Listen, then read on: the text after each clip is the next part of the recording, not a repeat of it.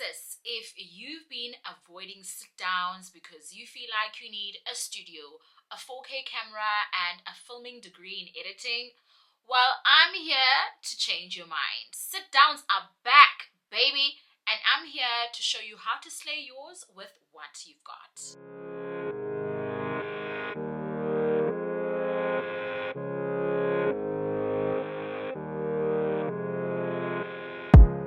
When I started my YouTube channel, it was just me, a bump, and a head full of tips for moms to be.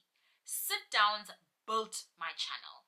And then life got busy, I got busy, and vlogs started taking over. But now, we're bringing back sit downs because they are powerful. If you want to connect, teach, inspire, and build authority, sit downs are the way to go. Why sit downs still work in 2025? The YouTube algorithm still loves talking head content. They're easier to script, batch, and repurpose. They are great for reels, TikToks, and shorts. You build a brand, not just a vlog diary. The great thing about sit downs is that if you create evergreen content, this is content that's not currently trending, but content that people will continuously search for over the years, then that content kind of builds itself over time. The nice thing about sit downs is that you don't get your instant gratification like in Instagram and all of that, where people get the views and the likes instantly. Evergreen kind of builds over time.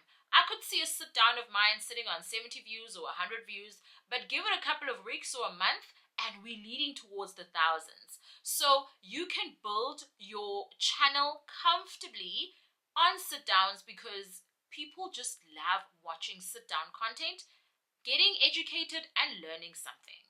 How to plan your sit down video.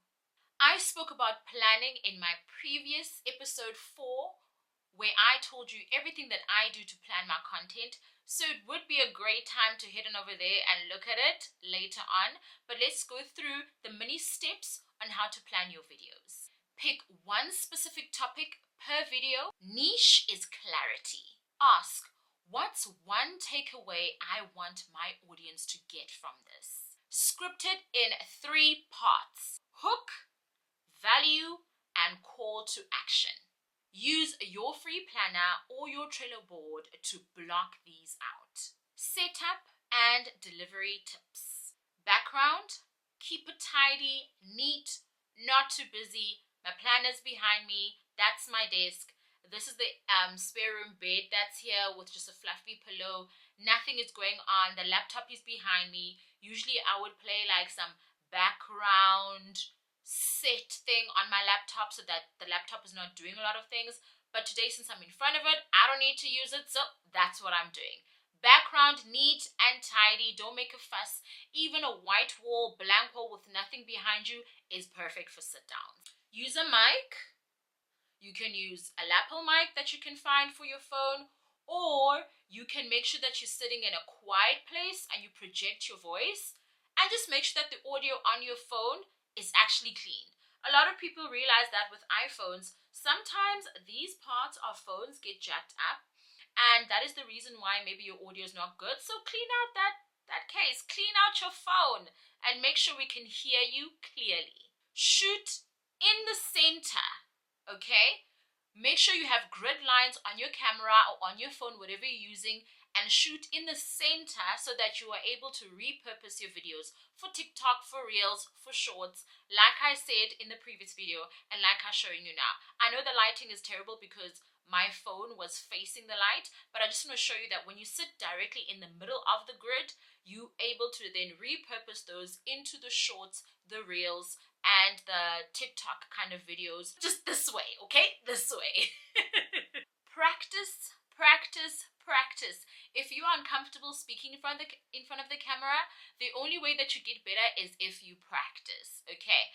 Also, recording yourself while you're practicing, or just recording and having those bloopers just to show how far you've come. And of course, it's always fun to show your audience some of the funny parts just to make them see that we're human, we're not perfect, we make mistakes. But make sure you are comfortable with the camera. Look directly into the lens so that you are connecting with your audience. If I would speak to you and I would look at myself here, well, then it would feel like I'm not talking to you, I'm talking to someone else. Is she reading notes? Is she reading? What is she doing? Why can't I see her? Direct eye contact with your lens. Make sure that you connect and almost have direct eye contact with the audience that you're watching. Be captivating on camera. Speak like you are speaking to a friend. Use facial expressions, pauses. Just be yourself. Naturally, I'm dramatic, so you're going to see a whole lot of accent changes, facial expressions, eye rolling, pauses, but that's just who I am. So put your personality in your videos as well. Act like you're speaking to someone that you're so comfortable with that you can naturally be yourself. Let the audience feel you. Let them resonate. Let them feel like they are listening to their bestie right now. Always add captions for clarity, especially on social media. If you're going to repurpose your videos, add captions. You can add that on your CapCut. It can do it for you, and you can just edit and make sure that what you're saying is exactly what has been captured. All right. Repurposing and call to action. Take 15 seconds to 30 seconds or even a minute clips from your videos to repurpose on your TikToks, on your Reels, and on your Shorts. Add overlays, bold keywords, make it interesting. Remember, with Shorts, you need to hook people in the first 5 seconds, so go ham with your editing. Okay, don't overdo it, but you get what I'm saying. Call to action. Subscribe if you want to see more of these videos. Go on over to the link in my bio to watch the full video. Things like that. Those are your call to actions, where you're actually leaving your audience with something that they have to do in order to get the full effect or get the full video. Alright. You don't need perfect gear. You don't need the perfect setup.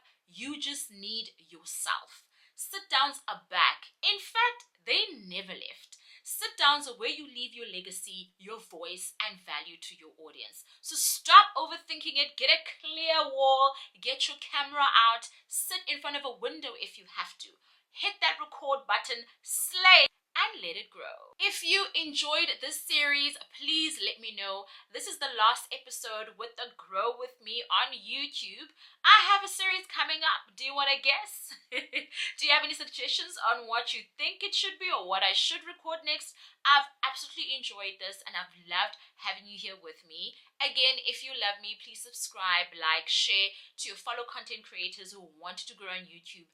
And we'll see each other again in the next episode. In fact, in the next news series. Thank you so much for staying tuned. Love and appreciate you. Bye.